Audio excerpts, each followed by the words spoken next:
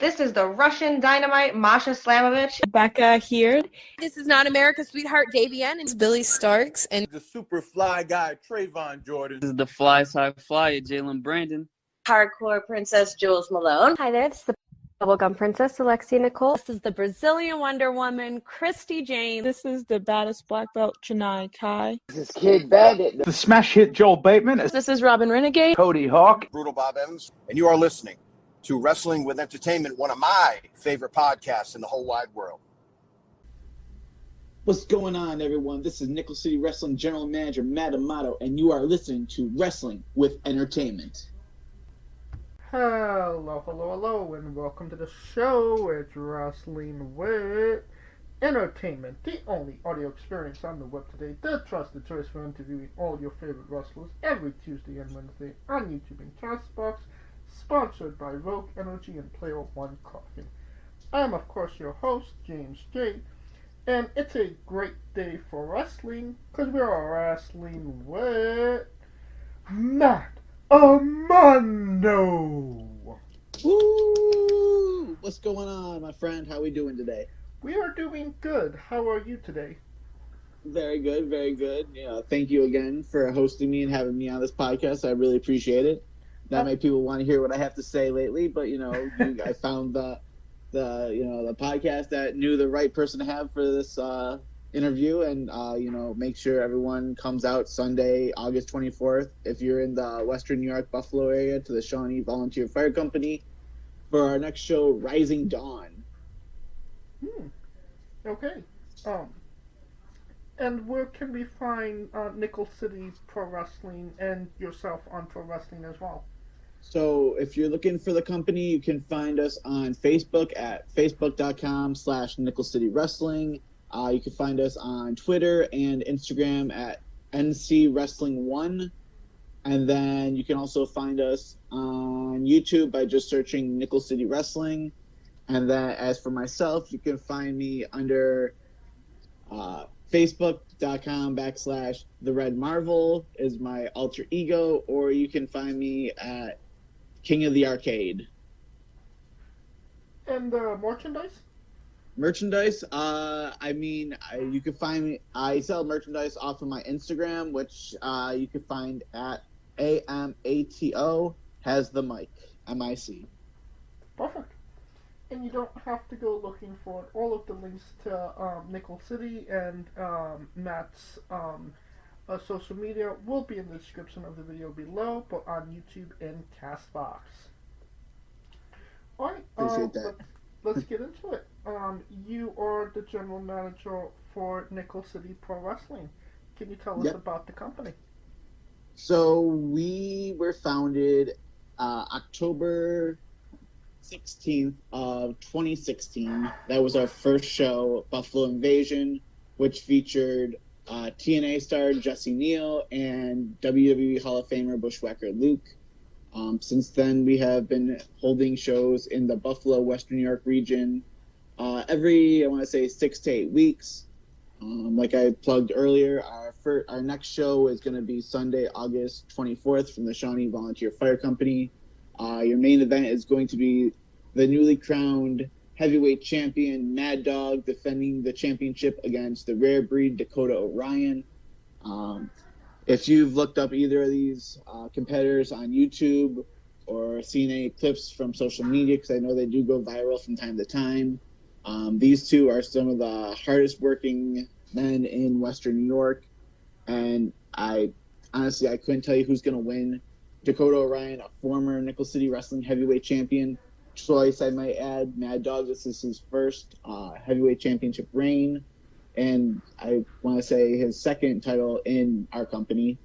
So he's been with us since day one. He took some time off to find himself, and that's the best part about taking some time off, because he did find himself, and he found himself as he came back a new competitor. He found himself hungry, and he was able to get to the top of the food chain and become that champion.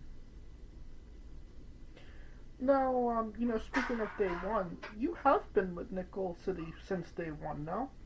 Yeah, day one. I've been in pro wrestling since 2012. I went to my first independent show in 2007. And just from there, my love for independent wrestling kind of grew. Buffalo is a very hot spot for pro wrestling. As of right now, we have 3 pro wrestling schools within the Buffalo area. We have one that we don't kind of talk about. So even though technically we have 4, we have 3 full-time schools. We have 4 major promotions in the Buffalo area. I mean, Buffalo right now, I feel like, is just a hotbed of talent. There's so many great young stars coming up and out of these schools.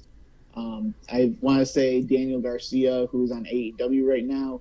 He was one of our, one of the students who came through. He got his start with Nickel City. In fact, he had his first match here with Nickel City Wrestling.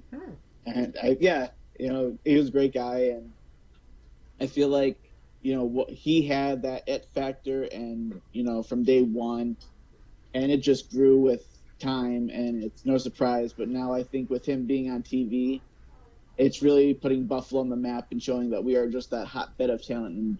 And, just the next stars are just waiting to be discovered from our area. Now, before becoming general manager, you probably had every odd job in pro wrestling prior to that. You took pictures, you did commentary, you did the backstage, interviews, production. Yes. You did your research, my friend. Oh yeah. So when you did get offered the general manager position, and it's not a work, you are shoot the general manager. Yeah. So let me give a little back history to that. So in 2012, when I first started, I was working for a promotion called Old School Pro Wrestling. It was a great start for me. I was very thankful to have those opportunities to do things like I said, I ran sound, I did the ring bell, but I had a real passion for taking photos, and I always wanted everything to look good visually. So I kind of stepped up the game. I wanted to make sure our flyers looked good. We had commercials that advertised, just highlighting, showcasing what the people on the roster could do. And when I first started in 2012, I never thought I was actually going to go very far in this industry. I kind of thought, okay, I'm going to let this ride. And, the company, that OSPW company, it didn't have a very profitable margin.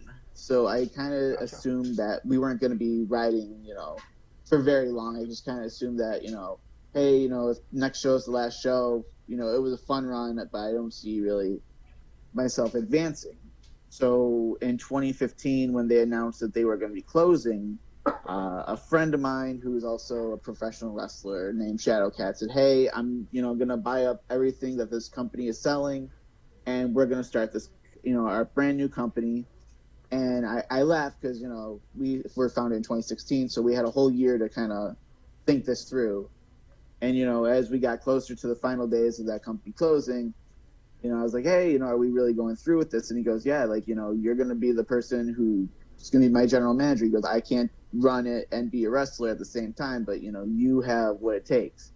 And I can't tell you just how much, anxiety I had. I was like, oh, my God, there's no way this company is going to succeed. I can't see myself, betting on myself, but I don't know why this guy sees it. But so, long story short, here we are 8 years later, and, it paid off because, something I'm doing is I'm doing things right, whether it's the booking aspect, whether it's creating commercials, doing flyers, promoting the show, just doing, whatever is in my power to make sure that, we have a great reputation with the fans, we have a great reputation with the talent, we have a great reputation with our venues. I mean, a lot of people, they abuse the venues that they work in, and, we try our best to, when we load in, we load out, we leave the venue the way that we found it.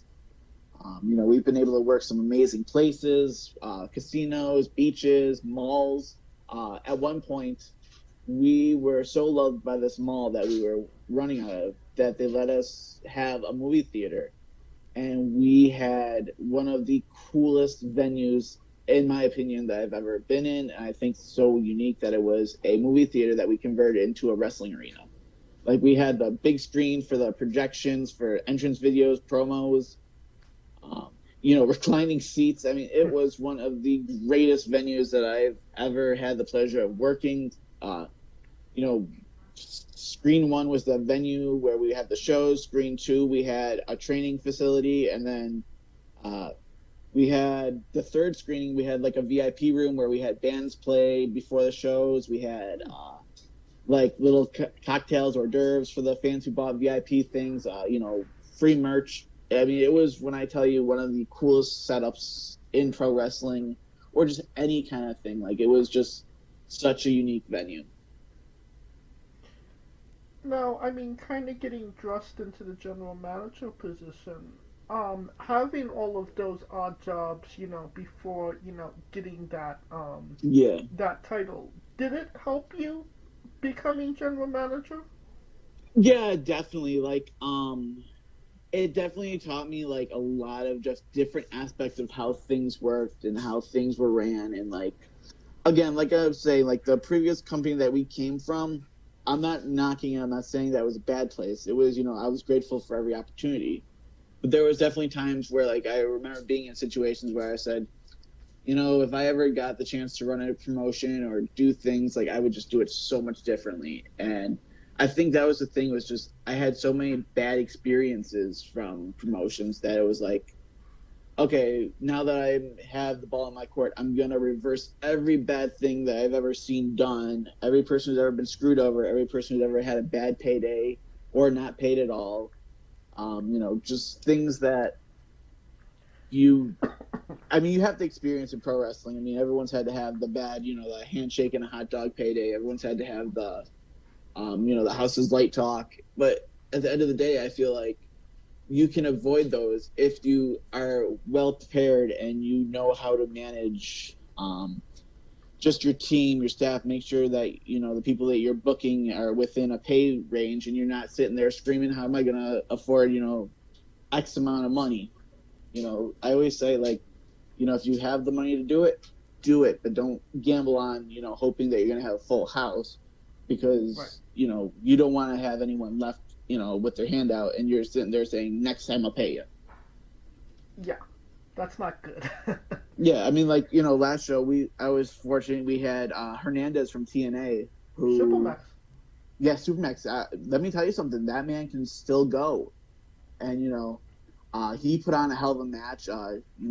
He was wrestling Mad Dog and Dakota Orion, the two people who are in the main event of our next show. And Supermax hit one of the best border tosses I've seen in forever. He can still go for his age. He did not miss a beat. He was one of the most genuine individuals. Like, nothing fazed him. He did not care. We took care of him and he was fine. But, like, there are some people who are just very miserable to be around. Supermax Hernandez was not one of those people. He was one of the most genuine, nice, and genuine, just like hardworking individuals. And I gotta say, shout. I mean, there's some big time stars we've had who have been, just terrible. To name one, Tatanka was probably one of the worst I've ever had the pleasure of booking and Really? sharing a lot. Yeah, he was very uncooperative. Just to pull back the curtain, like, he did not want to work his opponents, and he refused to, get the job done. He politicked and made sure that he went over, and it was not one of the easiest situations to be in, because you have an idea, you talk with them prior to when you book them with the idea of what they want to do, they agree, agree on a price, agree on airfare, agree on hotels, and then come day of the show, someone says, I don't like that idea. It's very hard, because don't you work have for me, brother. It basically, yeah, that's what Tatanka gave us. He gave us the "Don't work for me, brother." So, I mean, again, that's something that's cool, because you could say you shared the room with him, but then at the same time, you're like, oh, I had the displeasure of working with this individual. No, I get that. I mean, like, Jimmy Hart was very cool. Oh yeah. Sandman, so cool, very very nice. Threw a beer can at me, but I can't really fault him on that one. I mean, I would consider that an honor. Yeah, I know. I had a beautiful. At the time I was doing this heel gimmick with these really really tacky awful suits, and he just was not having the I can't remember what kind of suit it was, but it had like these big stars, and he just aimed for whatever one it was and just whipped the beer at me, and I was just like, whatever. It is what it is. It was fun. When you're in a situation like that where, things aren't necessarily, going to plan, or, somebody's giving you, an issue or a problem, how do you adjust? How do you stay calm in a situation like that? Well, it's not the easiest, I can tell you that for sure. What I would say is it's like the kid who he was wrestling was a student of Lance Storm's. He came from the Storm Wrestling Academy. Gotcha. And he was roommates actually with Brian Pillman Jr., who's now known as Lexus King. So, he kind of had a good idea of how the business worked, and he was very okay with the situation losing. Like I said, this was his first match back from the Storm Wrestling Academy. He did have prior training, and he had worked for us, and then he had that amazing opportunity to go live out in Calgary, I think it was, that he was staying in with Lance Storm's school. And like I said, when he got back, we really wanted to treat him, and we wanted to reward him by having, Tatanka put him over. But it's just not the way it worked. Another thing that we had was Roddy Piper's daughter, Teal Piper, and her husband, Damos. They, very nice, but at the same time, they gave us trouble at the same. So what we ended up having to do was, they had two separate matches. It was supposed to be Teal Piper versus Hollywood Haley J, and then Damos versus our champion at the time, Chris Caden. Sorry about that. Oh, bless you. Thank you. And again, I'm not knocking them saying that they were bad, stars. It's just in a situation where like it was just hard for us all to come together to work out a ending. Right. We ended up just doing a mixed tag team match, and then we ended it at 10-minute time limit. Gotcha. That way, everyone was happy with that scenario. Nobody won, nobody lost. Nobody felt like their ego or pride was hurt. And again, I understand some people have reputations that they hold dear, and I understand that people, have certain ways of working. It's just sometimes, you have to understand that when you do book someone who has star power, they have a certain reputation they must uphold, even though prior to booking, you try to get all the details and facts, in order, but sometimes, again, show day brings out, I would say, the worst in people. Right. And having some prior communication with Teal, I get that. It is kind of a sad situation because, like, Roddy Piper, I've met multiple times, and he was, like, the most genuine, honest, and incredible human being I've ever met. Yeah. No, I know. Roddy Piper was a great guy, and I mean, growing up my childhood, I've met a lot of pro wrestlers, and I think it's always cool when you look at the kids who you've not kids, but like the people you've grown up and idolized and played in video games, and then one day you're just in the locker room with them, and you're just like, man, I wish I could show this to 14-year-old me, 12-year-old me, things like that, because you're just like wow, like how crazy the world is. Like Eddie Guerrero's daughter, Shaul, a couple of years back, I think 2022, we've had her multiple times. She was an amazing talent. Have you ever met Eddie's daughter, Shaul? Yes, I've met her once. She is genuinely the nicest person, and we had to pick her up from the airport, and she was running so late, and she was like, I'm so sorry, planes got delayed, and I was just like, it's totally fine. And she was just so down to earth. She's like, hey, can I just do my makeup like really quick in the car? And it's just like, I'm like, yeah, but like, don't rush, like I don't want you like blinding yourself. She's like, no, she's like, don't worry. She's like, I've done this before. She's like, it's totally fine. It's just one of those things where like some people, like, even though she is the daughter of Eddie Guerrero. She is she's just the most down to earth person. Like, you get the most chill conversation with her. I've met her multiple times. Sometimes from that time to time, she'll always text and check in and just say, "Hey, do you guys need anything? I'm gonna be in the area, or there's a flight that's gonna be, we're gonna be crossing paths. You have a show going on that day." And again, I think it was either the first or second show back from COVID. She was the first one to reach out and be like, "Hey, I'm definitely open for bookings. Let's work something out. I'd love to be the guest GM."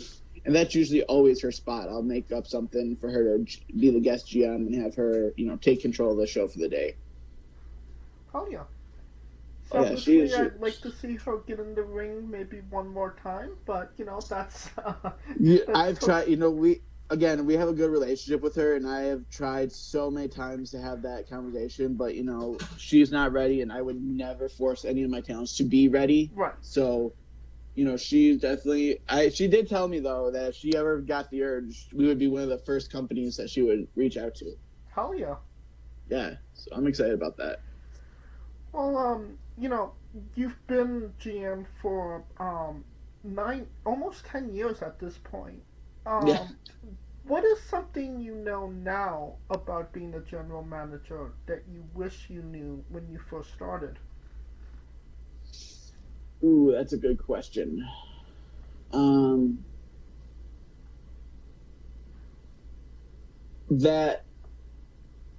would say the biggest thing is that, like, you have to understand that there is a separation between friendship and business.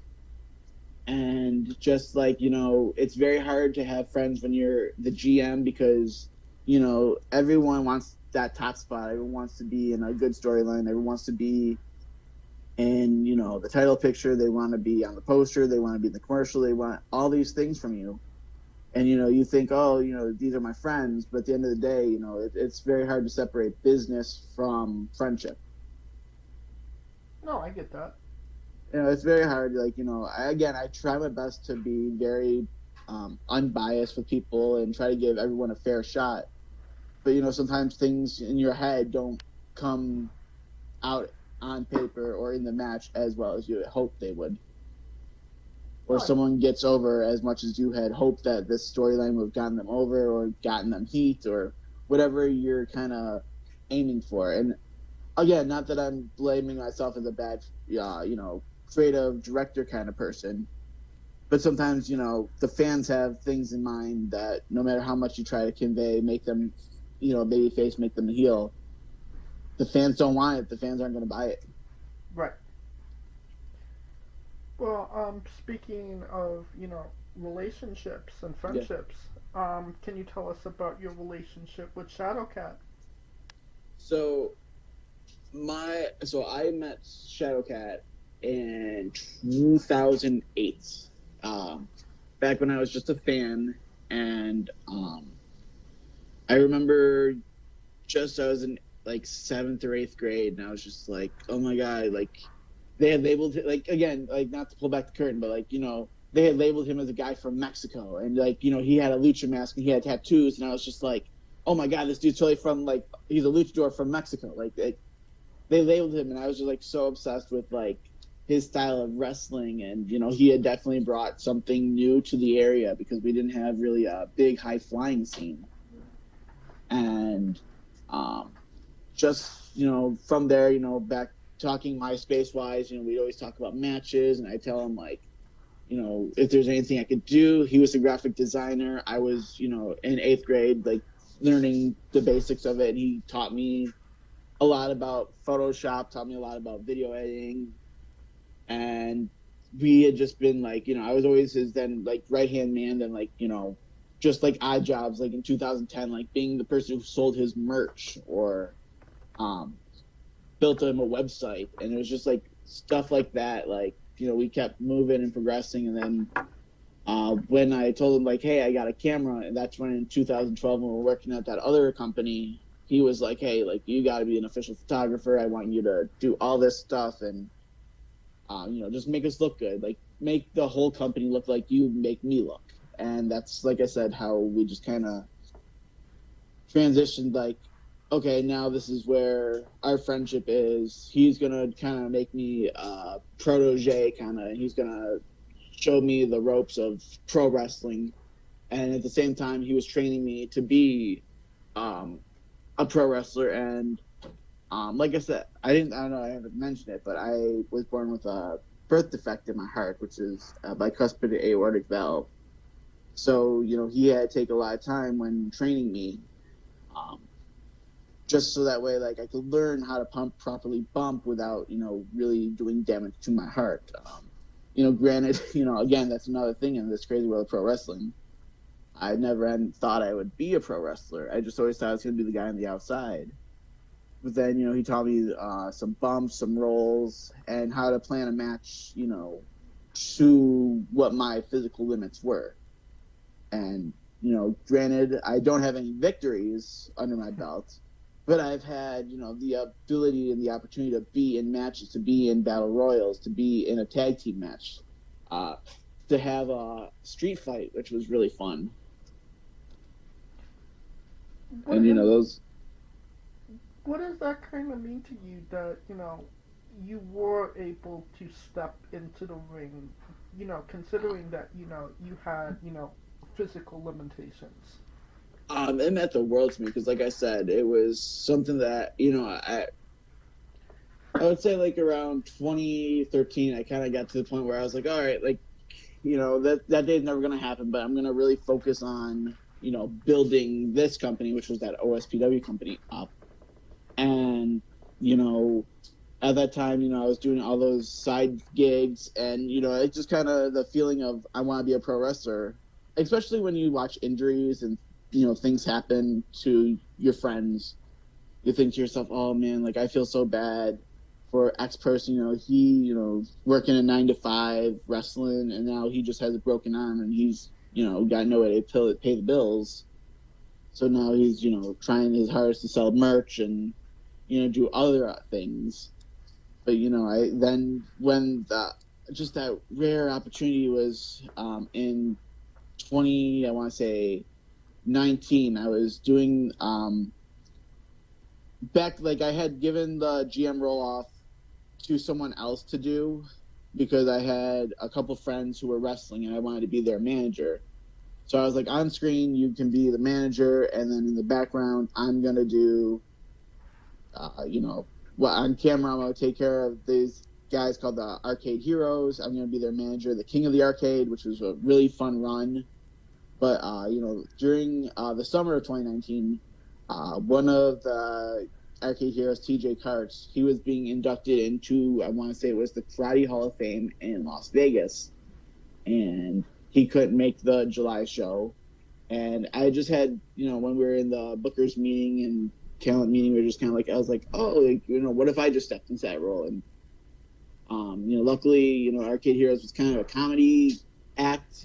I mean, we were great wrestlers, but, like, it was, I'm not saying, like, they were a comedy act. They were great wrestlers, but it revolved around a lot of comedic spots.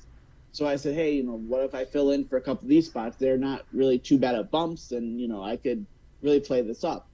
And the promos to it, again, were really fun. Like, at the time, it was, did you ever see the South Park, the montage song? Yes. Yeah, it was basically just me, like going from, like, being, like, 1% of a good wrestler to, like, 2% of a good wrestler. Like, it was just like, oh, I got 2 push-ups in instead of 1. It was like, it was ridiculous, and it was fun, but it was fun, though. That's what made it, like, really this, like, kind of comedic thing. And then the next show in was going to be a battle royal. So then we were watching the Royal Rumble 2000 when it was, like, Sky Duhati, Grandmaster Sexy, and Rikishi, and then it was, like, all 3 of them in the ring at the same time. And, like, that's just kind of like how it went. Was then, all right, so I had my first match, then I got a battle royal spot, and then the following show we had Coco Beware. We did, like, this little interview segment, which was really cool. And then December we did I can't remember what it was, but it was just like a tag team match. And then unfortunately COVID hit.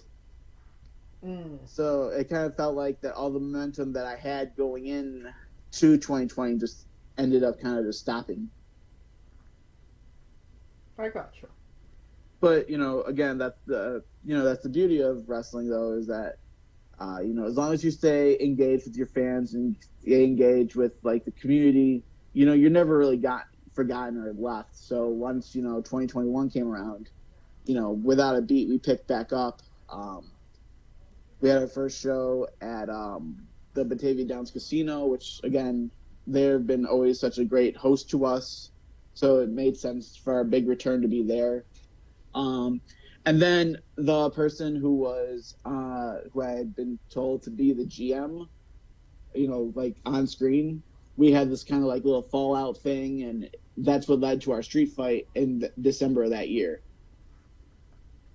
That was with Nick Russo, right? Yep, that was the one. It was honestly, that was probably one of my favorite moments, just because I had all my family, all my friends in attendance. I had just people who I had, who knew I couldn't wrestle because of my heart condition, say, that's it, we're coming out, we want to see this match because you're specifically in it. And I mean, I had fans on the balcony chanting for me. I had just, everyone who, supported me in that building, and I just felt so much love that night. Oh, yeah. Well, since then, this new wrestler popped up. I'm not sure his identity. He may be related to El Grande Americano, for all we know. Yeah. Can you tell us about the Red Marvel? Yes. So he was actually something that had been playing in with my head for a lot of years. I didn't, how do I put this without sounding weird, but like, I didn't like how I actually looked on camera. So I always wanted like something to like hide my face, because I had like just severe eczema and psoriasis on my forehead. And I always tried my best to clear that up. But the Red Marvel kind of was this inspiration, kind of like, we had a show. Do you know who Dick the Destroyer is? I believe so, yes. Yeah, he was a big wrestler in Japan in the 50s and 60s and 70s. He was part of the most watched pro wrestling match of all time, which was, I think, 70 million people. Yes, so he was a big member of the local wrestling community, and he passed away. So in 2022, I believe, or 2023, I want to say 23, beginning of 23, it was our tribute to Dick the Destroyer, which was a Dick the Destroyer Memorial Battle Royal. And as much as I wanted to go out there, I also didn't want to, because at the time I was still doing the GM gig, and I didn't want people to know, like, I was back wrestling. So I made this character up that hid my face, and surprisingly, very few people caught on that it was me. Which I really laughed, because the same people who, like, just I normally talk to when I put that mask on really thought I was just some dude from, like, another Fed or somewhere else. And like I was billed from, I think it was, it's like Gatlinburg, Tennessee, or something like that. And they were just like, "Oh, nice to meet you. Where are you from?" And I was like, "Tennessee." And they're like, "Oh," because I was really trying to rip them. I was trying to see how long I could go without anyone realizing it was me. And then finally, after the show, I just took off the mask, and they were like, "Where you been all night?" And I was like, "Yeah, I was in the ring. Like, you literally hit me in the face." That's hilarious. Yeah, it was like a little Grande Americana moment. It was kind of like, oh yeah, I mean, if you see me changing, you knew it was me. But like at the time, like we had a very like weird locker room, so I was able to kind of like after the pre-show meeting where we just go over everything, kind of sneak off, get dressed, and then we just had everything kind of, which was cool about the Battle Royal, was we had all the names in order, so we kind of just stood in line waiting for our chance to just get out there. And I was nervous because the person before me, or two people before me, fell on the steps. Ooh. And I was like, oh shoot, like I hope like my big debut doesn't go down the crapper because I fell down a flight of steps. You have a Shockmaster moment. Yeah, it might be my real shock. I mean, thank God I've never had a Shockmaster moment. I mean, not that it's bad. I mean, I could have probably, did something really cool and made an edit with it or try to turn it around. But, I mean, it's just one of those things where it's like, oh, boy, like, what if that did go wrong? Like, how would have I gotten up? How would I have, like, recovered? Fortunately, not a lot of wrestlers have had shockmaster moments. No, I mean, it's just good. I mean, considering some of the venues we've have had the worst stairs or, like, had the worst, like just equipment all over the place. Like, I am shocked not more wrestlers wipe out in small venues. Now, you had some type of arm wrestling competition? Yes. So that was really fun. So, my school that we run, NCW The Compound, we had a gentleman named Ryan Z, who goes under the name Thriller. And Thriller has Down syndrome. And Thriller wanted to be a pro wrestler. He went through to his limits, what we could do for him. And as he was because now he's getting older and he was in his 40s, and he wanted just one last kind of hurrah. And he was in a feud with someone named Pinky Chippendales. And just kind of like the end of the run was that Pinky wanted to arm wrestle this kid, or a guy, I should say. And Thriller, that was, Pinky defeated myself. Pinky defeated another person, but he could not defeat Thriller. And that arm wrestling contest just meant the world because it was just a very special moment that I got to spend with a good friend of mine, someone who has the most heart in the world, someone who has the most love. And, I was just very proud to be sharing that moment with Thriller and Sam Slade, who was also in that arm wrestling competition. Now, a promotion is nothing without its champions. Yeah. You mentioned him early on. Your NCW heavyweight champion is Mad Dog. Yep. Why is Mad Dog the right guy to be the figurehead of your company?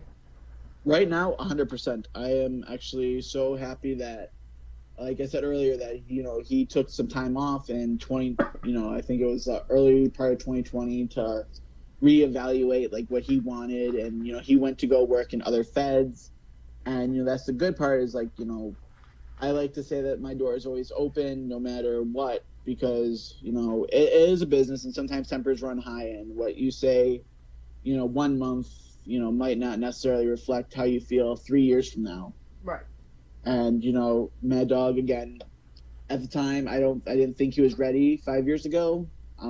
And it's nothing personal. It's just there just wasn't what I felt was championship material of the heavyweight division. I mean, there was tag team. He had already had tag team championship. Maybe he would have been a great candidate for mid-level championship, which is the Silver Lining Championship.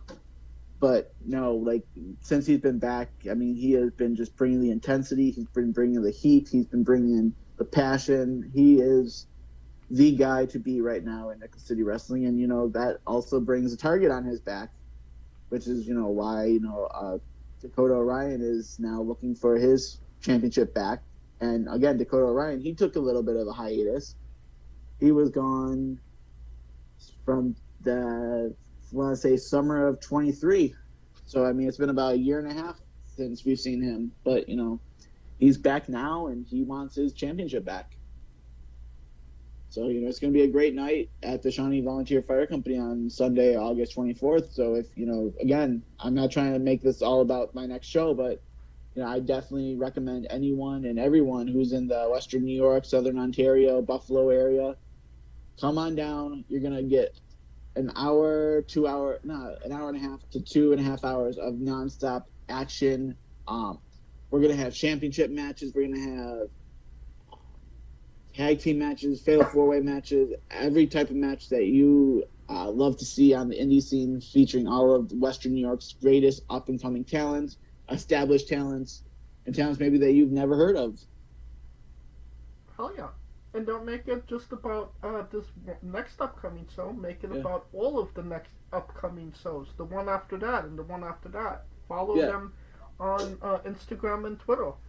They'll be Exactly. in the description of the video below. Yeah. Yeah, no, even if you're not in the area, like, please give us a follow. Like, see what's upcoming. See, we share clips, we share videos, we share full matches. Like, we want our content out there for the fans. Like, I have fans who are overseas in Germany. We have fans who are, across the way in California. We have, just a lot of people. And another thing that we've been doing lately to get new fans is we've been on Whatnot. Whatnot? Yeah, have you ever heard of that? I have not. So it's like a virtual eBay where, like, we auction off stuff, and it's a great way to interact with fellow wrestling fans. They buy merchandise from us. They buy our trading cards. They buy our T-shirts. They buy our plush dolls, DVDs, anything that we have to sell for sale. It like at our shows, we also put up on our Whatnot. And then also we do card shows. So, like, myself and Shadowcat, we are huge collectors of trading cards. So we run shows where we sell open boxes, sell autograph cards, sell memorabilia cards. That's just another way that we become a very fan-friendly organization, is just from doing different things is trying to stay relevant. Right. And, you mentioned the mid-card title, and it always fascinates me, what are these, what are the names of these titles? Because obviously a lot of people can't put Intercontinental Champion or United States Champion. So I am interested, Silver Linings Championship. Where does that kind of come from? So it comes from that even on our darkest day, there's always a silver lining. And with a mid-card title named the Silver Lining, it's almost like that you're almost at the top. You're mid-card, you're on to something, and we see you. And that's just kind of like our silver lining, is that you're not, going to be replaced or easily ignored. Like, the thing about that one, like, all of our belts are custom made. Like, we don't have any of those rip-off, like, just taping, our logo over a WWE, TNA, AEW belt, or, buying, like, a generic belt off of FanDuel or whatever those, like, you ever see them, they're like the cheaply made custom belts? Yes. Yeah. So, like, our belts are 100% custom made. They're from, I don't think they're Wildcats. It's another local place, but like, our belts are all custom made. They look fantastic. We just got a new women's championship title, but for us, it was just kind of like, it made sense that we didn't want to just have, like, next in line. We don't want to have an Elevate title. We don't want to have a title that's just easily forgotten. Like, we wanted something that stood out, and that's why at the time we thought, well, let's, what's the silver lining here? And then that's just kind of where it came from. And I hope I'm not butchering this too much. The current Silver Lining champion is Millennium Man? Milliman, yep. So Milliman, yes, he is a trainer out in Rochester at the Flower City Wrestling Academy, or no, I think it's called the Upstate Academy. They just recently had a name change, but he is a 12-year vet of this business. He has, hundreds of matches under his belt, wrestling New York State, wrestling Pennsylvania, Canada. Millie is someone who is well versed in wrestling in the, just East Coast area. He's got a unique gimmick. He's got he calls himself the G-string Jesus. He's got a very unique look, and it's definitely one of those things that it catches eyes. If you ever get a chance to check out some of his matches, you'll be definitely impressed by his athleticism, his attire look, his just everything about Millie is always a trip. Let's put it that way. The current tag team champions is Chris Caden and Hellcat. Yes, the Budget Busters. So they recently just did a name change themselves. They're now known as Brutal Brian and Mean Mike. Okay. Which is a very strange thing that they decided to do prior to winning the championships. That's the kind of the route that they want to go with. I give my talent a lot of free range, free use of what they want to do, and if that's kind of what they want to do, and it seems like it's a good idea, we'll go for it. I definitely need to update it on the website and all the social medias. But yeah, no, Mean Mike and Brutal Brian, formerly known as Hellcat, and Chris Caden. And why were they the right guys to be tag team champions right now? Yes, definitely. Hellcat has a, geez Louise, I want to say 26-year career in pro wrestling. Head trainer in Rochester at a very well-known wrestling school. He has hands of training people like Colin Delaney, people like Brody Lee, people like Cheech Cloudy, H.C. Loke. I mean, if you have a popular wrestler based out of Rochester within the last 20 years, good chances is he's walked through Hellcat's doors and learned to be a wrestler from Hellcat in Rochester. And then Chris Caden, he's just unstoppable. I mean, he wrestles for NYWC or NYCW, I think it is. He travels up and down. He takes his students on, just bookings, Tennessee, anywhere he can get his students opportunities. So those two combined are just some of the greatest minds in the Western New York, Rochester area. And, it's no doubt that when it comes to who you want to have representing your company, you definitely want two vets, two solid, well-known talents to hold that position. And those two definitely exceed the expectation of what it means to be a tag team champions. And lastly, the women's champion, JC Storm. Yeah, JC, she is on a path right now that is definitely some rocky weather for her opponents. She won the championship. Yeah.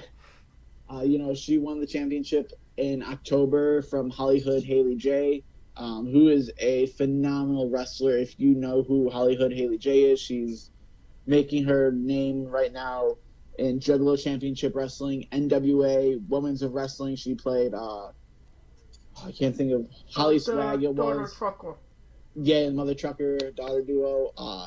She was on Power Slap just a couple weeks ago. I mean, Hollywood Haley J was a tough opponent for JC to dethrone, and JC definitely has her hands tied. She's got a couple competitors who are looking at her right now with their eyes hungry. I know for sure Zandra Lee, she is hungry for that Nickel City Wrestling Women's Championship.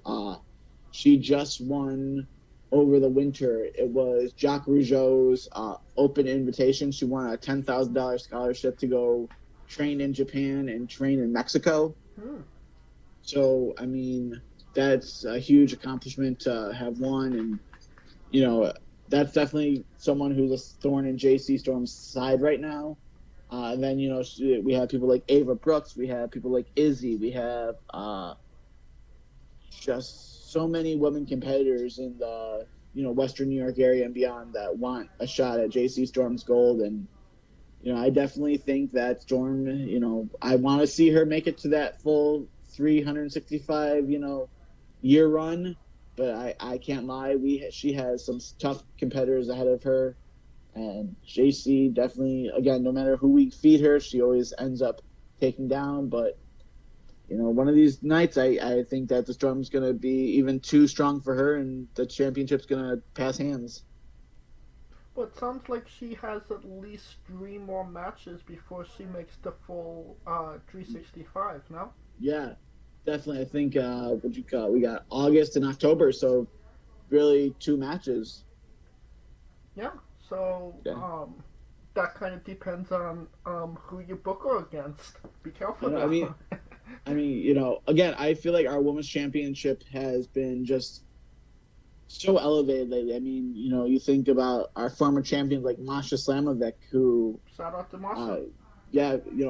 She's a 2-time champion. Now she's on TNA. She's on GCW. She's one of the, the fastest rising woman stars. She was Sports Illustrated #1 wrestler a while back. She was PWI's #1 wrestler.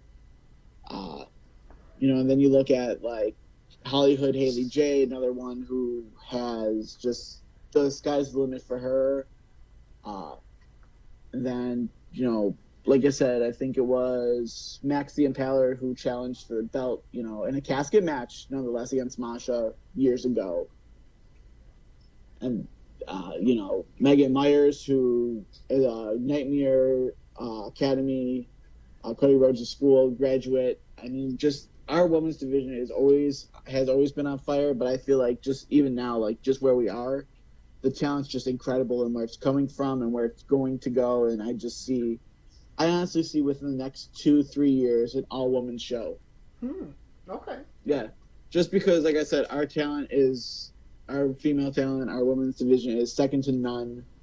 And I have so many people who are messaging, reaching out, and it's definitely going to happen at some point. I mean, not to give away a spoiler because I'm not going to say when, but it's definitely been talked about multiple times. Okay. Well, I think it's time to go to Matt's Bizarre Adventure. You're in the pro wrestling world, and weird, crazy, and bizarre things are bound to happen. Can you tell us a road story that fits that description? I mean, I'm trying to think of one that's not going to get me in trouble. I ain't going to lie. I mean, there's a lot that I have that I could think of. Honestly, I think it's just always like anytime I have someone like I have to pick up from the airport, it's always like a fun, cool thing. Always going out to dinner with the wrestlers. It's always hard to try not to be like a fan and right. Try to have your like professionalism about you. But I mean, I think one of my favorite stories is when I went out to breakfast with Hollywood Haley J, and she wanted chicken and waffles so badly, and she ordered them and she got them, but the chicken was like a chicken breast that had like a bone in it, and she lost her ever loving shit because she really wanted tenders. Like she was just like, waiter, what the hell is this? She was so just upset that like she didn't have like chicken tendies and it was like a real like whole chicken on her plate. It was just one of those like just funny moments where like I was just like, oh my god, is Haley gonna like throw a plate at a waiter just because like, and like she didn't even do it like like diva style. Like I think she was just like literally just like over the day and just like really like the only thing that was saving her from losing her shit was chicken nuggets, and they gave her a chicken like on a bone with a breast. It was just so funny. Sounds like Haley might be next in line for Dom Mysterio's love interest. Yes. Yeah, I don't know, man. Haley J versus Dominic Mysterio for some tendies. I worry for Dom because he definitely gonna lose some tendies. You can tell me if this is a bizarre adventure or not, but can you tell us about things you find while using the urinal? Ooh, like at the shows? I mean, you've posted about it, and there's at least 10. Oh, yeah. So that's actually my shoot job. So, like, at work, I name it like this. We don't know who it is, but somebody just leaves always just the most random pamphlets on, like, the urinals. And I always feel like that's become a tradition now. Anytime I find one, no matter what it is, that I have to take a picture and just showcase it to the world. Those are always awesome. And then also random business cards. Like, have you ever seen Elwood's exotic dog meat one? I don't believe I saw that one, no. No, so I don't think they're involved with PETA at all. I think they're their own rogue group. But it's a whole thing, like a little business card that people leave on meat products. And when you go to the website, obviously it's fake. Like you're not going to order dog meat, but like it's a really, really just mind screwing kind of website where you go on there and like, I mean, I get the message that they're trying to convey. But it's just sometimes I just find it to be over the top, and it's just anytime I see them, I always collect them just because I think it's. Like I said, I love collecting weird and exotic things, so like bumper stickers. Big fan of like Mothman, Bigfoot, things like that. So like anytime I find anything that's unique and out there, I have to add it to my collection, just because that's just the kind of person I am. I love the odd, the unique, the things that some people pass on or some things that people overlook. Well, let's hope that the dog meat is just a gimmick and Oh yeah. No, I know that's 110% just a gimmick. Like I said, I don't think they're associated with PETA. I think they're their own rogue group, right. but they're trying to convey the same message as PETA is, which is don't eat meat. Or like, what's the line that you draw between your house animal and a chicken? It's a very solid form. Can visibly see that line. Yeah.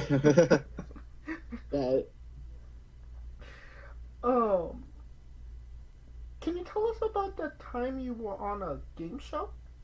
Oh shoot, yeah, that was really fun. That was funny thing is that was never meant to happen to be my position. Okay. So, there's a game show that is local to Buffalo, New York that is I can't think of the name of it. Shoot, man, you really got me going back to some memories here, man. I gotta give you credit for your research, man.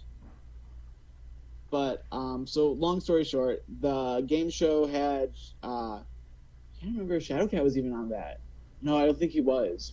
But anyway, it was the promoter of the old promotion, and I was originally going to show up there as a fan just to be on camera because they needed the crowd to look filled. And what ended up happening was there was a snowstorm on the 90, and the one guy from Rochester couldn't make it out. So they ended up just saying, Matt, just put on the IndyCar Mafia t-shirt and just, blend in, act normal. Like, act like you belong there and just go with the flow. So, like, literally a half hour before cameras went on, I ended up taking his place. I can imagine that's a crazy experience. Like, no oh my god, time. it was very crazy just because, like, A, I had no intention when I woke up that morning of being on a game show. B, I was deathly afraid of cameras. Like, I mean, this is before, like, I got good at talking on promos, got better at talking in front of cameras. This was just like, cameras pointed in my face, there's a big light on me, I'm on a game show, I don't want to say anything wrong. It was truly a humbling moment. It was kind of like one of those moments where I was like, oh, well, we're going to sink or swim. This is either going to go great or it's going to go terrible. Again, knock on wood, we won. It didn't go terrible, but I mean, as someone who is socially awkward, it definitely highlighted some of my most awkward moments on camera forever. Like, that's a great segue into your love of scratcher tickets, no? Yes. Yeah, no, that's another thing that's interesting. I love lottery tickets. I would say I'm decent at them. I mean, I've won quite a bit on them. I feel like that's the ultimate road trip, like, souvenir. Like, when anyone goes anywhere, I always tell them, bring me back a scratcher, anything that's lottery related. A lot of people joke about it being addiction, but in my opinion, it's just harmless fun. What's $5-10 here once a week. But like I loved when they had the wrestling themed ones. Oh my god, I bought a crap ton when they had the Impact ones from Georgia. I think it was also WCW that had ones from Georgia in the 90s. I picked some of those up. Vancouver, was it Vancouver or was it? I think it was Vancouver had a WWE one that was not too long ago. That was super cool. And then Texas had one for, I think it was WrestleMania 34. So I mean, those ones, like, to me, I had those in storage because, like, those to me are just like a combination of like two of my favorite loves. lottery tickets and wrestling. So like those things, like when I find them, I always pick them up just because I'm like, even though like I might have 2 of the same, 3 of the same, it's always to me always a good price, and it's always something that I'll always like cherish and hold on to. I do want to say though, I actually won a WCW T-shirt from the Georgia Lottery Commission, and I am so tempted to send it in just to see what the hell would happen. Just see if they have any of those things just lying around. Just like get a Georgia Lottery ticket shirt just in the mail like 8 to 10 weeks later. What was that, like 20 years ago? They probably. Probably 26. I mean, last time it was Kidman, Conan, Booker T was on it. I don't have like I've been trying to see like who was actually in that set, but I can't ever find like a full list of the names of people who graced the cover of it. Okay. But like I always laugh though, because like you have all those big power names, and then all of a sudden you just get Billy Kidman. Which I mean, again, I love Billy Kidman, so like to me it was like it's worth it. But it's just like it's almost like the WCW NWO Revenge cover. It's like which one doesn't belong, and then it's just like Raven. So can you actually cash those in, even though like they're decades old? I don't think so. I mean, even when I scratch them, I mean, like, it's very freaking hard to, like, not scratch, like, what's the word I'm looking for? Like, the playing card, like, without damaging it. I got you. Yeah. So, like, I mean, it's definitely not, like, what I could say, like, active. Like, to my knowledge, I think those things only have, like, a year or 2 after the ticket ends before you could cash it. But I just find it funny that I just happen to have one of the old ones that was a winner, and I'm just like, oh, like what do I do with this? Like I just want to just send it off to the Georgia Lottery just as a joke to see what they would do if they would actually produce me a T-shirt. I would be curious to maybe go on maybe eBay and look for somebody that actually has that T-shirt. It's funny you'd say that because I actually have an eBay search saved for if anything like that pops up. So you're on top of it. Yeah. Well, it's funny though because I laughed. The Impact one that was out of Georgia. The grand prize was like $25,000, but then there was also replica belts that you could have won. That's really cool. No, that was cool. Like, could you imagine just like scratching off a belt and just being like, "Oh my god, like this is so cool! Like, I just won a friggin' TNA heavyweight championship." Like, I mean, granted, it's not $25,000, but I mean, if you're someone who's a wrestling fan, you want a belt. Like, there you go, $2 and you just got a belt. Yeah, and I mean, some of those belts are super expensive, so it may not be $25,000, but it's definitely still a good chunk of change. Yeah, I mean, and you never know, someone might have autographed it. I mean, I haven't looked up the statistics on it because I would love to know if anyone actually won the belt though, or how many of those belts were actually out there. That is a good question. Yeah, I didn't even until this interview. I didn't know that they had TNA scratchers. So... Yeah, I'm trying to think who was on mine. Like I know I have the one with Sting on it. I think Hogan was one of them. R.I.P. to him. Yeah. Trying to think. Just because, like I said, I have just stashes of random wrestling memorabilia. So I mean, I'll have to now after this interview, I'm definitely gonna have to go dig out those tickets and try to find out who I have that was on the one. But I definitely know Sting and Hogan were one of them. I gotcha. Now, you could correct me if I'm wrong here, but you had a couple of small movie roles, no? I mean, I was in the movie Smart Marks, which is free on YouTube now, by the way. But yeah, I filmed a lot of scenes, and then at the end, when the final cut came out, only 3 of like the 10 scenes that I had filmed made to actual cut. Okay. So I mean, I was very unhappy about that because I mean, there were a lot of scenes that got cut down, and I was like, oh crap, like I remember being in that that scene, but that obviously that part got cut, and then again, it was a fun movie. It's definitely I don't think there's ever been a good wrestling movie. I mean, I know people. I am a big fan of the movie Ready to Rumble. I know a lot of people hate that movie, but that to me that's always like I put that even above The Wrestler. Like, and I know that opinion wrestling like genre movie era gets me a lot of heat.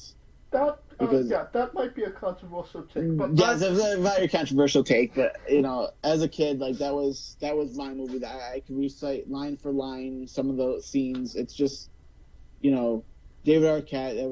It was like that was my movie. I understand. He did wrestling dirty by winning the heavyweight championship, but I mean, that movie to me it meant the world, and I definitely, even on my worst days, like, if I need to be cheered up, I'm watching Ready to Rumble. It's a good movie. It's decent. I mean, it gets a lot of heat and criticism, and I understand why, but at the same time, it's definitely not the worst movie that's been made. Which, again, same thing with Smart Marks. That if you're listening to this podcast, take an hour, 30 minutes, check it out. It's a different spin on a wrestling movie. It's definitely your typical good organization versus bad organization. Someone tried to buy Nickel City Wrestling, and that's pretty much the premise of the movie, is that someone's trying to buy us out, and when we see what they're going to do to the company, we want to fight back. So definitely, check it out. Filmed right here in Buffalo, New York.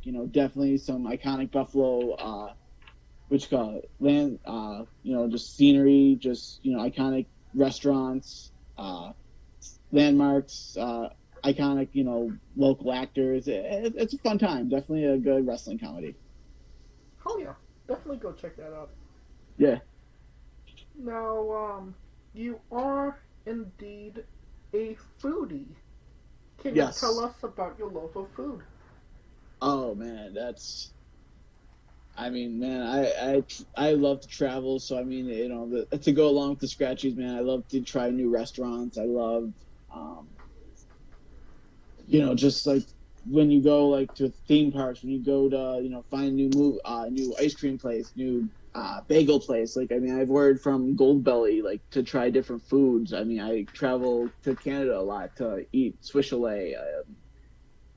That's the problem with my thing, is I know I need to take my social media more serious, like, as a professional wrestler, and I need to learn to draw the line between, like, who I am on Monday through Friday compared to who I am Saturday and Sunday. But man, like, I mean, being on the road, sometimes, like, you stop at these little diners and, like, oh my God, the food is just so amazing. Like, I've considered making a food vlog just for all the food that I've, like, consumed or tried, or like, there's very few restaurants I've ever hated. Like, I feel like there's always some positive aspect of, these little diners, and just the love and blood and sweat that, people put into their product. And like I said, man, it's so hard to even say, like, where's the best food I've ever eaten or, like, had. Like, it's like there's always just such great food, just great unique gems, especially in Buffalo, New York, that need to be explored. Now, if you don't mind me asking, what part of the country are you from? I am in Los Angeles, California. Oh, LA, my God. See, we're gonna meet up someday, because I'm definitely heading out to LA, because there's a lot of places out there that I want to try. Hell yeah. But no, definitely, like, Buffalo, obviously, like, we're the originator of the chicken wing, Yes. beef on whack, which is a big staple here in Buffalo. Just our pizzas, man, oh my God. Like, I don't understand how we even have pizza chains in this city, man. Like, I mean, you could just throw a nickel down a street and you'll hit a great pizza joint. Right. Like, I remember, like, I think it was like George Lopez, and he was interviewing people on the street in New York, and he was like, "Where are you girls going?" And we're like, "Olive Garden." And he was like, "You're in New York. Like, there's literally an Italian restaurant right there." Yeah, like, I mean, like, luckily, do you know who Elio DiPaolo is? Yes. Yeah, so before he passed away, he was a big wrestler in the 60s, 70s, and 80s. He was, Italian generation born, and, when he retired from the ring, he opened up a restaurant, and he calls it the Elio DiPaolo's Ringside Lounge. Oh, that's and awesome. And I mean, you walk into his restaurant, and again, like, There's an Olive Garden down the street. Yeah, but who wants to eat at the Olive Garden when there's, Elliot Apollo's, he's got salt and pepper shakers that are wrestlers in a wrestling ring. That's awesome. Just the memorabilia on the wall, and Shadowcat's actually featured in there. Awesome. Yeah, he is, his restaurant just is such a hub for local wrestlers. When wrestlers from WWE, AEW come to town, that's where they go. Celebrities, they come to town. Oh, everyone's got to go to Elliot Apollo's. And again, anyone can go to Red Lobster, anyone can go to Olive Garden, anyone can go to, these big chains. But Buffalo, there's just, I can't put enough into just stress of how much you just walk off the plane in Buffalo, and you just maybe step 3 feet down the road and you're at a great place. You're here, you're there. There's not a shortage of good restaurants in Buffalo. Give me 2 more restaurants people should check out in Buffalo. All right, for your late night cravings, you're definitely gonna want to go to Jim's Steakout, 100%. Okay. No doubt about that. They have the lock on for anything, steak hoagie wise, taco wise. Your late night craving, you're out drinking, you're out partying, go there. There's so many locations. Then if you want chicken wings, you want to go with the classic, you want to go with Duff's. But there's also Josh Allen of the Buffalo Bills, his favorite bar, Bill's Tavern. There's just, my God, Lenova's. There's, screw it. Yeah, Lenova's is up there too. I'm going to go get off the plane, go to Lenova's. And don't go to the one in Clarence or Williamsville either. Go to the one in the city. Don't be afraid. Go down there. That's where all the good food is. Okay. And then third one,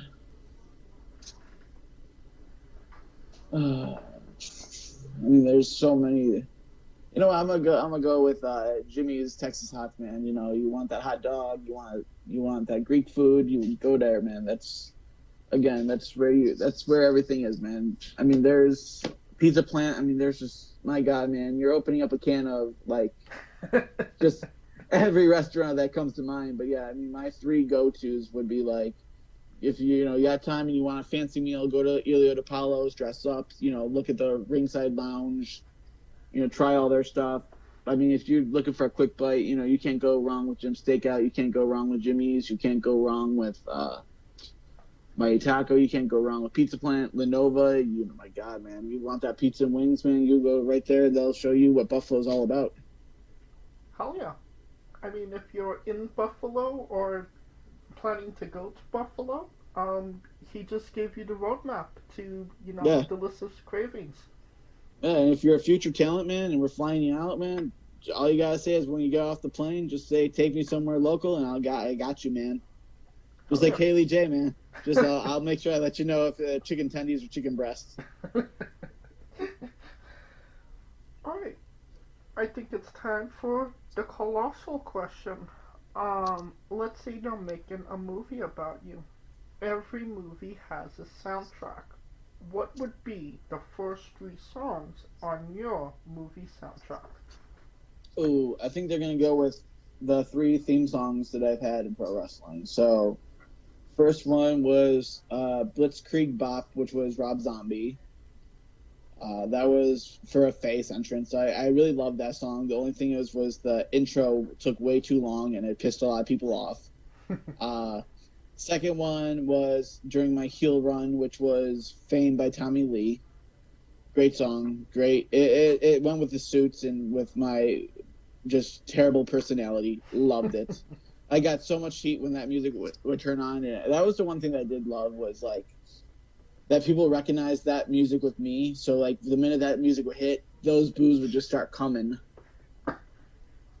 And I didn't even throw my face and the boos would start, and I was just and that's what I love, being behind the curtain and hearing those boos. Oh, I lived off that energy. And then third would be, I'm trying to think. I want to go with Barnes Courtney, Glitter and Gold. Okay. Definitely a solid 3 picks, to say the least. Yeah. now that we have the soundtrack down, everybody knows you get the soundtrack first, then you write the script, and then you go to casting. Who plays yourself? And you can't say yourself because you are obligated to make a Stan Lee-esque cameo. Damn. All right.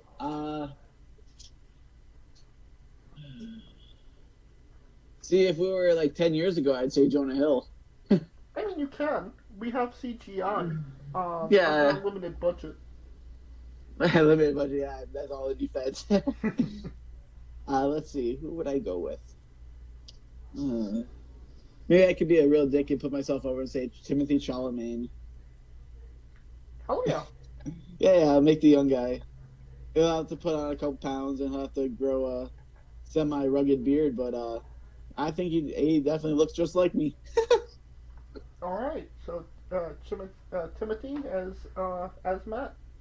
Hey, I want the movie to make money, so let's go with the biggest star in Hollywood right now. Oh, yeah. Now, every movie has every movie has a supporting cast. Who would be 3 people significant to you and your story that would be in your movie, and who would play them? Shadowcat 100% because he is in there. He is such a unique looking character with so many tattoos and such a height disadvantage. I mean, at that point in the game, I'd be a dick and I'd make Vern Troyer him. If Vern Troyer was alive, just so I could rib him and be like, "There you go, you little shit." So you're Timothy Chalamet, and he's Vern Troyer. Yeah, or you know what? Nah, screw it. I'll go with Peter Dinklage then. I'll just throw a lot of tattoos on him. There you go. Yeah, go with him. Probably have to throw Deacon in there because he gave me my start. So with him, I'm trying to think who I would use for him. I think I would use Ty Bertelli, or who's the guy from Modern Family, the father. Ty Burrell. Yeah, because he kind of looked like him when he was having a good day. Okay. And then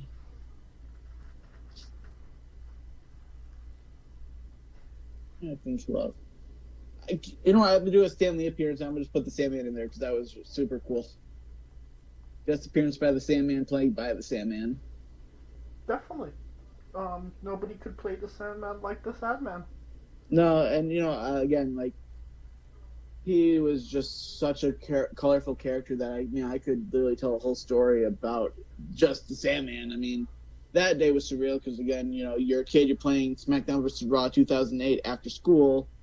Who you gonna pick? You pick the Sandman, and then literally 10 years later, 2018, who are you sharing the locker room and in the ring with is the Sandman. It's like, holy crap, boy! If I could just bring fast forward, 2008 Matt into 2018, he would lose his shit. Yeah, I could definitely imagine. Alright, this is sounding like a great movie, a blockbuster to say the least, and you could pre-order the tickets now. Oh yeah, I'll get a PayPal link, a Cash App, a Venmo.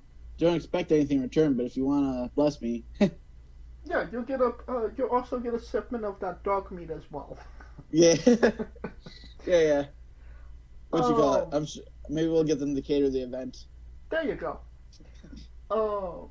Onto a controversial subject. Pineapple on pizza. What's your stance? I gotta say, you're hitting the most important questions tonight, my friend. So what I would say is that's not a very big flavor type out here because obviously our big thing is char cup, pepperoni, and buffalo chicken pizza. So we don't do a lot of Hawaiian pizzas. However, yeah, I've never had it, so I can't be the person to be the judge of whether you should or shouldn't. I'm always big on if that's what they want to do, throw pineapple on there. I mean, people are throwing dill pickles on there. That's true. I mean, if it floats your boat, floats your boat. I've never had it, so I can't be the judge. But I mean, if you're gonna, make a ham dinner, you throw pineapple on top of it to glaze it. True. So, I mean, I can't see how throwing pineapple on top of pizza would really, if anything, it'd probably make it sweeter if you got like a really strong sauce. The sweetness from the pineapple might actually absorb into the sauce and make it less, strong. So I think I might have to come back for a part 2 and give you an update on if I've tried pineapple pizza or not. But for now, I'm going to say it belongs on it. Okay. Until I try it. Throw pineapple on pizza, but there's an asterisk on it because you want to try it first. Bingo. Yes. So yeah, I always find a way to come back to these podcasts because now you're going to be thinking 6 months down the line, I wonder if he's finally tried the pineapple pizza. That I will. Oh. Yeah. What's your spirit Pokemon? Ooh. Now you ready for a controversial one? Yes. I have never played or watched Pokemon in my life. Okay. I mean, that's not as controversial as you might think it is. Like, let's put this. Oh, I mean, like, I remember when Pokemon Go was a big thing, and like a lot of people were playing it, and they were like, "Well, why aren't you playing it?" At the time, I was in college, and I just didn't have time. I was one of those people who was like, I wanted to focus on that stuff. So like, I feel like the Pokemon craze, like, it came and went, and like, it just bypassed me. But like, I know it's a big genre community of card playing people, and it stood the test of time. I mean, it's been around since what, 98, 99? Yeah. At 96?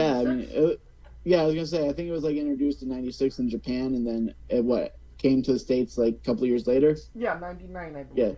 Yeah. So I mean, like, I understood the craze. Like, I knew a lot of people loved it, and a lot of people like, these Charizard cards that like Logan Paul wears around his neck are like worth millions and millions of dollars.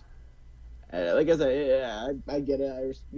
I'm never gonna be the one to be like, oh, that's silly, that's stupid, that's why are you doing that? Like, I get it. It's just something that unfortunately, that Yu-Gi-Oh and like even like, do you remember Raw Deal, the WWE card game? I don't. Yeah, it was like WWE or WWF.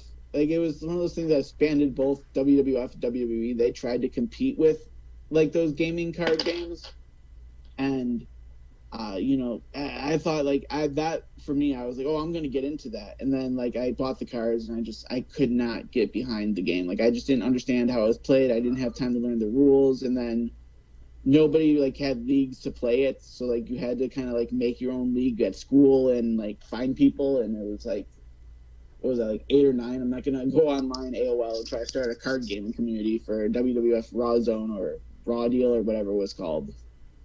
No, I get that. But yeah, I mean, like, people love those card games, and Magic the Gathering, I think, is another big one that people love. Oh yeah.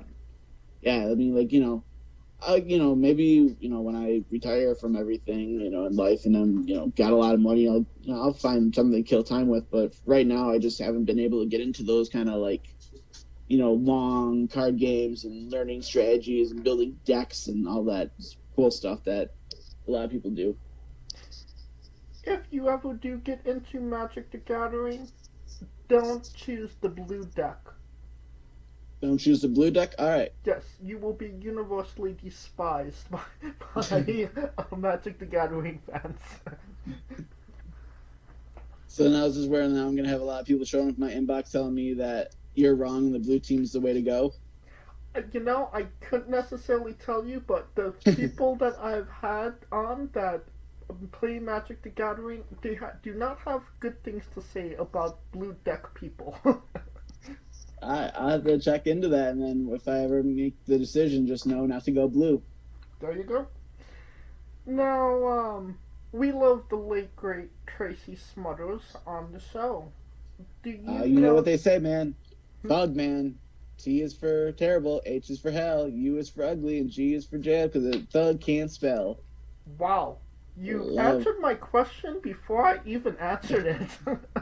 Well, no. The reason being is I didn't know Tracy Smothers personally, but Hollywood Haley J's mother, Amazing Maria, was trained by Tracy Smothers.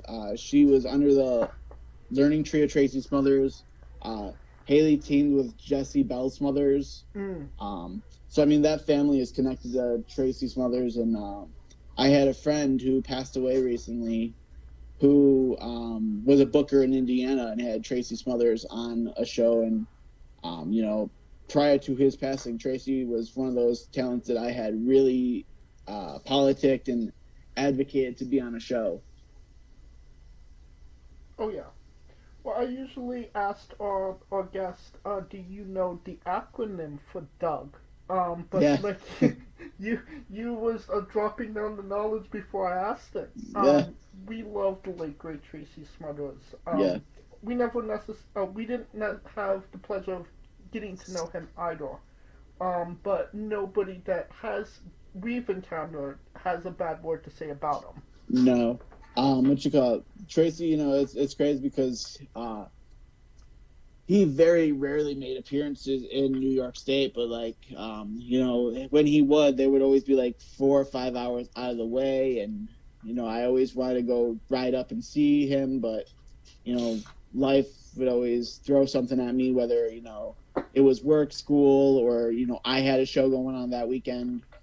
But, like I said, I can't recall a time that when we were trying to book something and I was like, oh, let me reach out to Tracy. Let me see what we can do about Tracy. Let me see, if he could get off. And, I know at one point he was working at, I think it was a postal service. And, some days he just couldn't get off. And, he was really sorry. One time I think we did try to get one day to connect, and then I think it was like a week or two later, he was like, it's a no-go, boss. I hope you didn't announce me. And I was like, no, it's totally fine. Well, we've been working at this for a year, what's another 6 months, 4 months, whatever it was. But, unfortunately, the timing just did not align. And, Trace's mother's unfortunately passed. Right.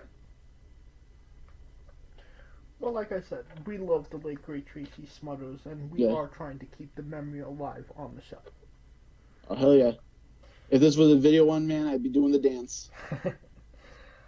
Now, weirdest question you'll be asked on a wrestling interview, hopefully. Okay. Would you ever consider wrestling a rock? Not Dwayne Johnson, not the country, an actual physical rock. All right. Honestly, if anyone says no, they just don't know how to work it. I could probably make it work very well. We could definitely do something to make this work, especially if it's a human-sized one. Oh, we're going just like Invisible Stan versus Invisible Dan. We're gonna have the Boulder versus the Rock, or whatever I can think of to make this unique experience. Did you see recently in Paris, France, there was a wrestling match that was like a ring being like floated on water and it was like sinking? No, I did not see that. It's making its rounds. I'm telling you, I know the interview is going to come out to the general public later than when it's recorded.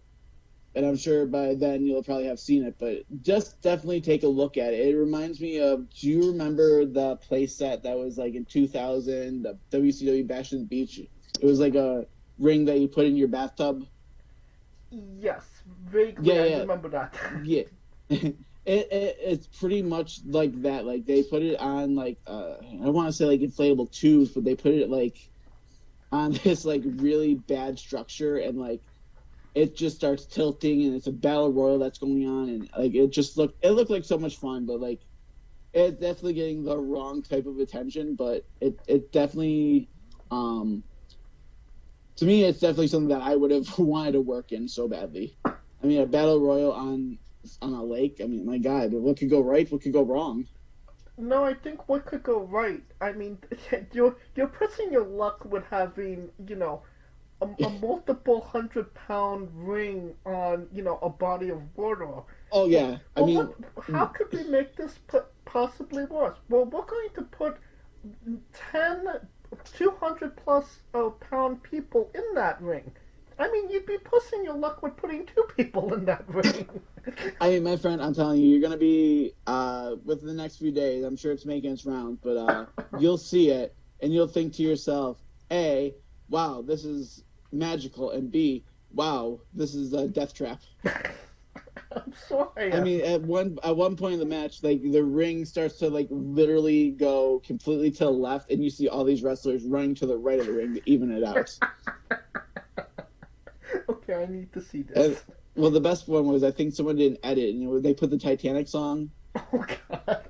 and it was just like, oh yes, this is what the internet's for. Yes. Well, just for context, there is a wrestler named Psycho Mike that wrestled a Rock for over 15 minutes in a Tungsten Man match. That's an Iron Man match that lasted for 2 weeks. Oh my God. Yes. That's what they're doing up in Canada. I was gonna say you said Psycho Mike, and that name rung such a bell because, again, Buffalo and Ontario is such a very like literally it could be depending where you are a 20-minute drive to Ontario. So like, you have Niagara Falls wrestling, you have Hamilton wrestling, you have St. Catharines, you have Toronto, which is the big. Not that it's not the big leagues, but like I mean, then especially like New York State, we don't have death matches. So like if you're a death match fan, you just cross that border and you're in the death match land. Right. He wrestles for Smash Wrestling. The last time I heard he was heavyweight champion there. Yep, Smash Wrestling is a great promotion outside of Toronto. I mean, I've had a lot of friends who have been blessed to work for them, and that's just a part of local wrestling, and just especially Buffalo. Like it's cool when you get some of those guys from Toronto to come down to the States, and sometimes you try booking them and they don't have passports, and that kind of sucks. But it's the way. Speaking of Canadian talents and weird gimmicks, he's now retired. But have you ever heard of Freddie Mercury? It sounds. He was like a Freddie Mercury impersonator. Yeah, I did. Oh my God, dude! Those "We Will Rock You" chops were some of the coolest things I've ever seen. Like, I tried so hard prior to the pandemic to book him because I had to have him on my show. But like, things never worked out. I gotcha. Well, that being said, on a serious note, where do you see yourself in 5 years? Ooh, that's a very good question, my friend. I'm not one of those people who likes to look that far out. I'm one of those people who likes to look day by day. If anything, I just want all my talent to succeed. I want them to be on, that next level. I want to see them sign somewhere, even though I lose them, I want them to still succeed. I want them, out there making towns. I want them collecting championships. I want them going viral for the right reasons, not the wrong reasons. So really, 5 years from now, I see myself still being in my role, but, who knows? Maybe, I'll rub off onto someone and someone higher up will, reach out to me. Like even this podcast, nobody, I didn't expect to wake up and have someone in my inbox saying, "Hey, I want you on my podcast." That's the cool part of, living day by day. You never know what's going to come next. And really, as much as I'd love to put myself over, I just want to see my, my talent, my team. I want to see them all, skyrocket. I want to see them on NXT, on Monday Night Raw, on Friday Night SmackDown, on AEW, on TNA, all that fun stuff. So in 5 years, I hope I have more friends out there in the big leagues. I hope people who are just getting their break now are main eventing WrestleMania. I hope the people who are, doing ring crew are, future champions. Hell yeah. And what is a match people should go out of their way to see that best shows off what Nickel City Wrestling is all about? That's a good one. You could probably check out, I want to say it's Rising Dawn 2018 or 2019 Rising Dawn. It's a TLC match between The Fallen and Nachi Mafia. It's brutal. It's great. There's a balcony dive. That's one of the matches, which is really cool, especially if you like that kind of TLC style wrestling match. A singles match, I would say there's that Dakota O'Ryan versus Anthony Musso match. That's great. Check out just, some of our women's division, like the casket match between Masha Slamovich, Megan Myers, Maxie Impaler. any Hollywood Haley J match. I mean, there was that great one with her versus Megan Myers versus Jasmine Allure versus I can't think of Catalina Perez. I mean, there's just so many matches that are on our YouTube, and you just take a search, look at our commercials, look at our highlight videos. Just check us out, man. Like, anything, a subscribe, a like, comment. Those things mean the world to us. And those matches are on your YouTube, correct? Correct, Mundo. Perfect. And I will go onto the YouTube page, and I will grab the link to those specific matches and put them into the link of the video below, both on YouTube and Castbox. The whole YouTube page will be on in the description as well. So if you dig those matches, you could just binge all Nickel City Pro Wrestling afterwards. Yeah. For, the people that have seen it, want to see it, want to re-see it after this interview. And 100%. I mean, rewatch the stuff. I mean, study your matches. Like, you never know who your next opponent's going to be, and you're definitely going to want to, study up and see what they bring to the table, what you bring to the table, and create some magic. And since we are nearing the conclusion of this interview, we are wrestling with the 8 questions of doom. All right. This is our speed round, our bonus round, the round where we see who you really are. Are you ready? All right. I'm ready. Excluding yourself, greatest wrestler of all time? Ooh. Childhood hero, Stone Cold Steve Austin, 100%. Worst wrestler? See, that one's a hard one because I don't feel like there's really bad wrestlers. I mean, there are some on the indies that I've watched, but I mean, like, if you make it to the top, you're like, there's no bad. I mean, I might not like the style, I might not like the gimmick or the whatever the person brings, but I can't negatively knock someone who's gotten to the top. So you would like to take the default answer, correct? I'll take the default answer, or I'll just say, we'll go with Masked Man 1. Masked Man 1. Okay. Yes. I'm assuming Masked Man 2 was better. Yeah, he is the one who carried the team. And Masked Man 3 was on a whole other level. Yeah, he's the one who they took off the mask and they let him shine. You're booking the main event for WrestleMania for the World Championship. Who are the 2 combatants? Ooh, trick question. Is it? Do I have to pick people from WWE or can I pick my friends? Anybody. All right. Ah, shoot. All right. You know what? I think I'm gonna go with.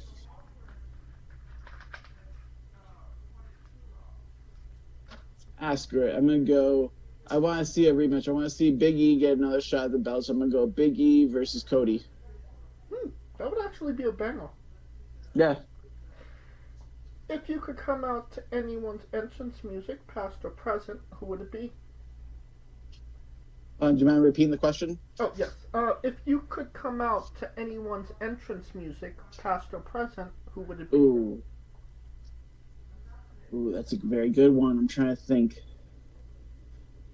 I'm going to go with one that a lot of people don't care, that a lot of people are going to be shocked with, but I love Ken Shamrock's music when he started. That dun, dun, dun, dun, dun, dun, dun, dun, dun. That was really cool. It had like or an if I want, Old West vibe to it, no? Yeah. That, or, I don't know, I did like New Jack's music. New Jack had that what was it, Natural Born Killer song. But oh, yeah. I don't know, I don't feel like I could strike the type of fear into people's hearts like New Jack could. Okay. Finish this sentence. Kayfabe is... That is disco. That is disco. We would have also accepted taste great on toast. Yeah. Well, what you call it? I feel like the thing, everyone has their own moment that kayfabe died, but I really feel like the minute social media became a thing, that's when kayfabe truly bit the dust. I mean, you could make that argument, but when Undertaker started going as Mark Calloway and being, very loose-lipped about everything, I was like, yeah that's... My childhood is officially over. See, for me, it was hard because, like, like tag teams, like, 3 weeks down the line, they could be fighting each other in Dayton, Ohio. 2 weeks down the line, they could be tag teaming together in, another territory. And then it just feels like that. Then you see 3 weeks down the line, someone's wishing another person a happy birthday on their Facebook wall, and you're just like, ugh. Where's the magic of these two hate each other? Yeah, didn't you put him through like a bottle of light, like 15 light tubes like a day ago? Yeah. Like, I mean, again, like I said, like I know my social media presence isn't the best. I still have to find a way to, take away, who I am on the weekends to who I am Monday through Friday. But I mean, I feel like it's a given with being a booker and being the with general manager. Like it's like I feel like it's a little bit different because my role isn't as like in the spotlight of the performance. Right.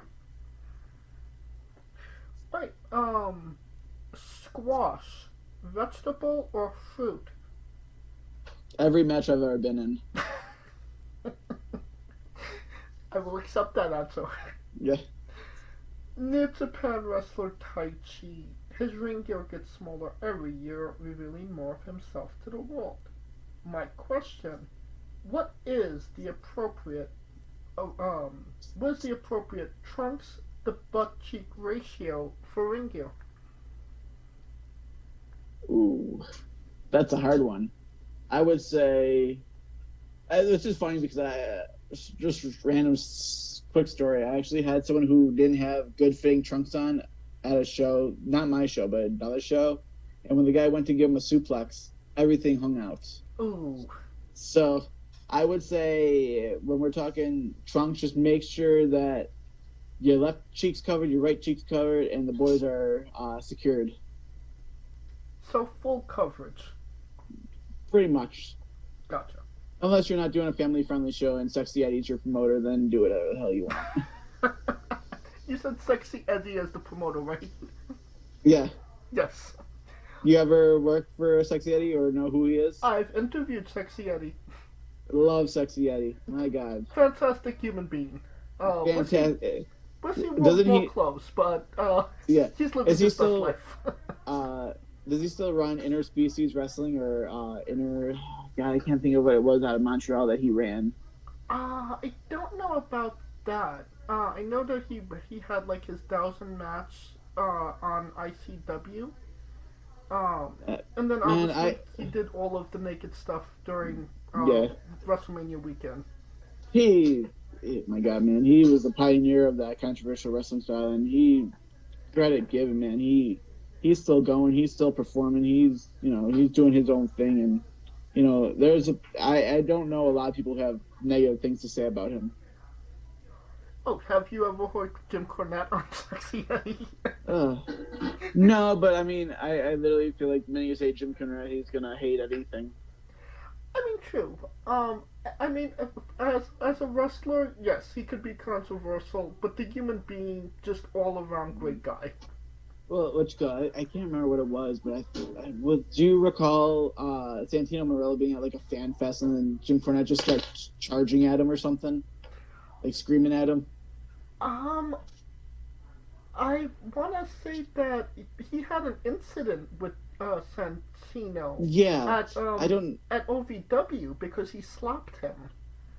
I feel like I could be wrong, but I gotta go back and look. But I feel like I remember scrolling on Twitter one day, and I just seen Santino Marella just sitting at his little gimmick table trying to sell merch, and then Jim Cornette just comes up with his tennis racket, just swinging and screaming and making a scene. I don't remember that. I feel like the reason Jim Cornette got fired from OVW was because he slapped Santino Marella. I don't remember the context of that, but that's why he got fired. From what you're saying, clearly they didn't bury the hatchet. No. I can't remember who it was. I think it was Joey Janela that those two just go at it daily. It's almost becoming an entertaining feud. Oh yeah. I can't tell who Jim Cornette hates more, Vince Russo or Joey Janela. Oh, it's definitely Vince Russo. He's had more encounters with Vince Russo. But But back to the 8 questions. Yeah. The last question, the main event, the thing everybody wants to know. Have you ever had a conversation with a stranger in a supermarket about Darby Allin? Actually, yes, because strangely enough, that's like my 9 to 5. So, like, I mean, my coworkers know that I do it, and sometimes, like, my one coworker he's from Kazakhstan, and he just got introduced to like other styles of wrestling, and I introduced him to Orange Cassidy, but I have told him about the legend of Darby Allin and all the insane bumps he's taken. Okay, but clearly you know this man. So, but has you ever had a conversation with a stranger?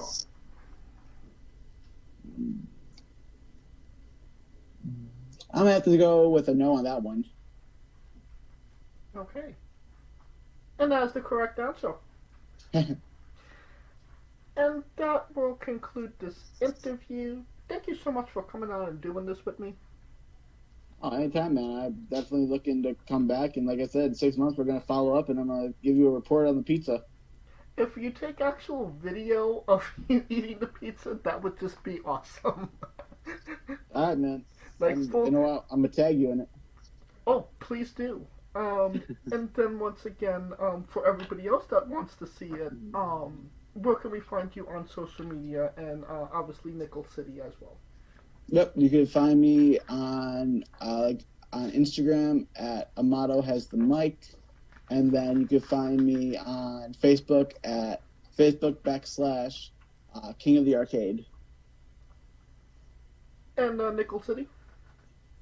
Nickel City Wrestling for Facebook is just Facebook / Nickel City Wrestling, or then on Instagram and Twitter at NC Wrestling 1. Perfect. And you don't have to type it into your Google machine. All of the links to all his social media and Nickel City Pro Wrestling will be in the description of the video below, both on YouTube and Castbox. Simply click the link. A new tab will appear on whatever device you are on. You have no excuse. Give them a damn follow. And if you're in Buffalo, buy a damn ticket. Of course, thank you for listening. If you like what we're doing, please like, subscribe, comment, both on YouTube and Castbox. This was sponsored by Rogue Energy and 301 Coffee. Join us next Tuesday and Wednesday for new incredible interviews, and follow the show at Wrestling with E on our Xthread and Instagram. For information on who we're interviewing, when we're interviewing them, links to those interviews, and so much more, follow me personally at JamesC993. Alright, when I say wrestling wit, you say entertainment, okay? Alright, man, I'm ready. For our special guest, Matt Armando, Kaliko Yacht, Scooter Dust, I'm James J, and this has been Wrestling Wit. Entertainment, my buddy. Hey, folks, this is the Colossal Mike Law, and you are listening to Wrestling with Entertainment. Enjoy the show. Support these guys. We appreciate it very much. We'll see you at ringside.